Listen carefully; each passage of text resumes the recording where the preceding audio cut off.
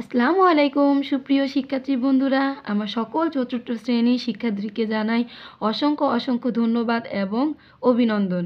শিক্ষার্থী বন্ধুরা, তোমাদের 2025 সালের চতুর্থ শ্রেণীর 11 পৃষ্ঠার অঙ্কের আজকে সহজ সমাধান করব। তার আগে তোমরা আমার এই চ্যানেলটিকে সাবস্ক্রাইব করে আমার পাশে থেকো, যাতে তোমাদের দেওয়া সাবজেক্ট রিলেটিভ, তোমাদের সমস্ত সাবজেক্ট রিলেটিভ বিষয়গুলো আমার এই ইউটিউব চ্যানেলে তোমরা পেয়ে যাও। দেখো শিক্ষার্থী বন্ধুরা, এখানে কি বলেছে, সংখ্যাগুলো উচ্চস্বরে পড়ো ও নিজের উদাহরণটি অনুসরণ করে সঠিক স্থানে সংখ্যা বসাও। দেখো এই সংখ্যাটি উদাহরণ একটি দেওয়া আছে, বাকি দুটো আমরা এখন করে নিব। তাহলে আসো আমরা করে নিই। দেখো এখানে একক, দশক, শতক, হাজার, অযুত, লক্ষ। এখানে একক, দশক, শতক, হাজার, অযুত, লক্ষ নিযুত দিয়ে দিয়েছে। এখন এখান থেকে আমাদের এককের ঘরে কোন সংখ্যাটি বসবে, দশকের ঘরে কোন সংখ্যাটি বসবে, সেটা আমাদের লিখে নিতে হবে। দেখো আমাদের একক হচ্ছে এটা, আমরা এককের ঘরে 7 লিখে দিব। আমাদের দশক হচ্ছে 3, দশকের ঘরে 3 লিখে দিব। শতক হচ্ছে 5, শতকের ঘরে 5 লিখে দিব। হাজার হচ্ছে 2, এই হাজারের ঘরে 2 লিখে দিব। অযুত হচ্ছে কত, 0, অযুতের ঘরে 0 লিখে দিব। আর আমাদের লক্ষ হচ্ছে 4, এই লক্ষর ঘরে 4 লিখে দিব। আর আমাদের নিযুতটা নেই। দেখো শিক্ষার্থী বন্ধুরা, পরবর্তী অঙ্কটা সেম একই হবে। আমাদের এককের ঘরে আছে 9, আমরা 9 লিখে দিব। আমাদের দশকের ঘরেও 9 আছে, 9 লিখে দিব। শতকের ঘরে আছে 3, 3 লিখে দিব। হাজারের ঘরে আছে 0, 0 লিখে দিব। অযুতের ঘরে আছে 8, 8 লিখে দিব। নিযুতের ঘরে, অযুতের পরে লক্ষের ঘরে আছে 0, 0 লিখে দিব। তারপরে দেখো নিযুতের ঘরে আছে 7, আমরা 7 লিখে দিব। একক, দশক, শতক, হাজার, অযুত, লক্ষ, নিযুত। এটা আমরা অঙ্কটি করে নিলাম। এখন দেখো আমাদের 2 নম্বর অঙ্কতে কি বলেছে, সঠিক স্থানে কমা বসাও। শিক্ষার্থী বন্ধুরা, আমরা এখন সঠিক স্থানে কমা বসিয়ে নিব। দেখো সব সময় এই দুটো কথা তোমরা মনে রাখবা, যে সঠিক সংখ্যার ডান দিক থেকে 3টি অঙ্ক রেখে প্রথমে কি করতে হয়, কমা বসাতে হয়। প্রথম কমার বামে 2টি অঙ্ক রেখে একটি কমা বসাতে হয়।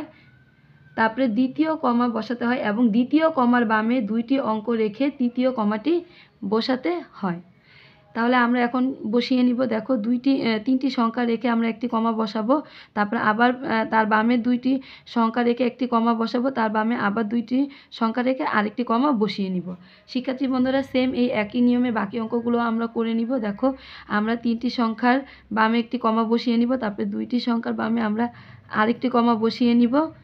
তারপরে যেহেতু আমাদের একটি সংখ্যা, তারপরে আমাদের 2টি সংখ্যার পরে আর যেহেতু কোনো সংখ্যা নেই, আমরা এখানে আর কমা বসাবো না। তারপর দেখো এখানেও আমরা 3টি সংখ্যার পরে একটি কমা বসিয়ে দিব। তারপর 2টি সংখ্যার পরে আরেকটি কমা বসাবো। আবার 2টি সংখ্যার বামে আরেকটি কমা বসিয়ে দিব। তো শিক্ষার্থী বন্ধুরা, এখন আমরা পরবর্তী পৃষ্ঠায় নিচের সংখ্যাগুলো তুলনা করো বা এই প্রতীক চিহ্ন দ্বারা খালি ঘর পূরণ করো।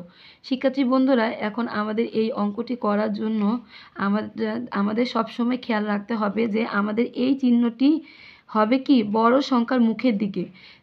যেমন মনে করো এখানে মনে করো 2টি সংখ্যা আছে, একটি হলো 50 টাকা আর একটি হলো কত, 100 টাকা। এখন আমাদের 100 টাকাই বড়, তাহলে আমাদের এই সংখ্যাটি এই 100-র মুখের সামনে হবে। এই মুখের সামনে হবে, যেহেতু এই সংখ্যাটি বড়, এই কারণে এটা সংখ্যা হবে। আর যদি এই দুটো সংখ্যা থাকে, তাহলে আমাদের এই সংখ্যাটি ছোট সংখ্যার দিকে হবে না, তখন এটার দিকে মুখ ঘুরিয়ে দিতে হবে। এই বড় সংখ্যার দিকে কি করতে হবে, মুখ ঘুরিয়ে দিতে হবে। যদি এই ছোট সংখ্যা থাকে আর এই বড় সংখ্যা থাকে, তাহলে এই সংখ্যাটি বড় সংখ্যার দিকে মুখ ঘুরিয়ে দিতে হবে। এই সংখ্যাটি মূলত মনে রাখতে হবে যে আমাদের বড় সংখ্যার দিকে এটার মুখ থাকবে। দেখো নিচের সংখ্যাগুলো তুলনা করতে বলেছে। এখানে দেখো একক, দশক, শতক, হাজার, হাজারের ঘরে কত আছে, 9।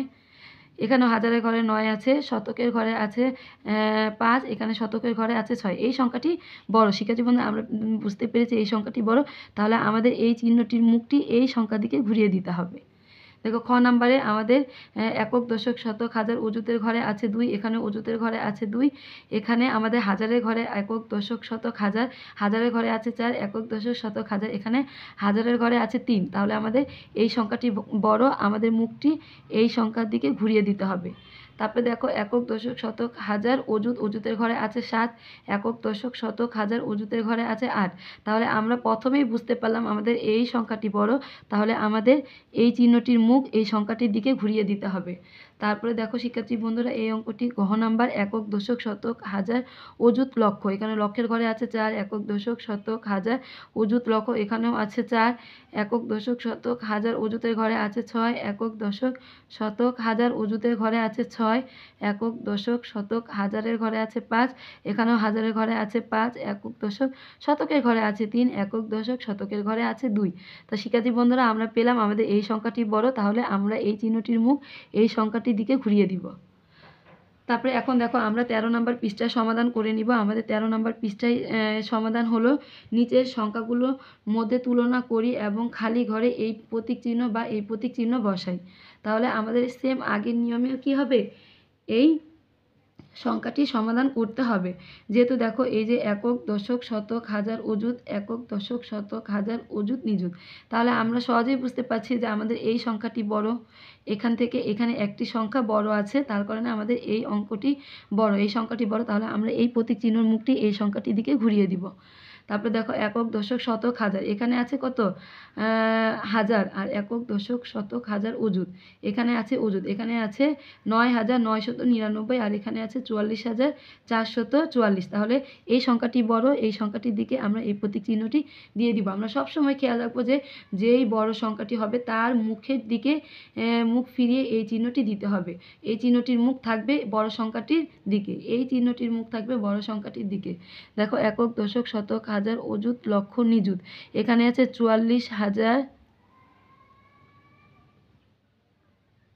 এখানে আছে 44,67,322, এখানে আছে কত 4,64,499। তাহলে আমাদের এই সংখ্যাটি বড়, আমরা এই সংখ্যাটির দিকে মুখ ঘুরিয়ে নিব। তারপর দেখো একক দশক শতক হাজার অযুত লক্ষ নিযুত, এখানে আছে 10,456 টাকা এর সংখ্যা, একক দশক শতক হাজার অযুত লক্ষ নিযুত, এখানে আছে 10,400 কত 65। তাহলে আমরা বুঝতে পারলাম আমাদের এই সংখ্যাটি বড়, এটার দিকে আমরা মুখ ঘুরিয়ে নিব। সব সময় আমরা খেয়াল রাখবো যে বড় সংখ্যাটির দিকে এই চিহ্নটির মুখ থাকবে, এই চিহ্নটির মুখ, এটা হচ্ছে এই চিহ্নটির মুখ, দেখো হা, এই হাটি আমাদের বড় সংখ্যাটির দিকে ফিরিয়ে দিতে হবে।